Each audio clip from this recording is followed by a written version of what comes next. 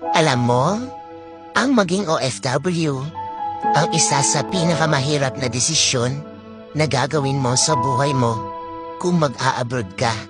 Dahil kailangan mong mangibang bansa para sa pamilya mo. Sobrang mahirap mawalay sa pamilya kung alam niyo lang.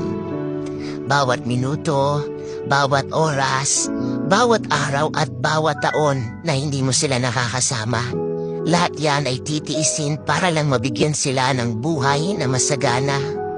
Kahit ang kapalit nito ay ilang taon na pagkakawalay sa kanila.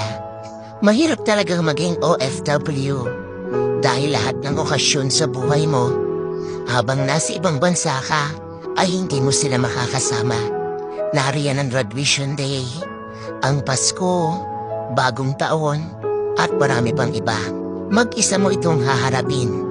Oo, mag-isa, homesick, ang isa sa pinakamalakas na kalaban ng mga OFW na kapag hindi mo nalabanan, talo ka.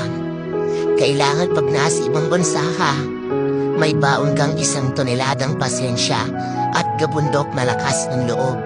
Dahil lahat ng laban dito, haharapin mong mag-isa.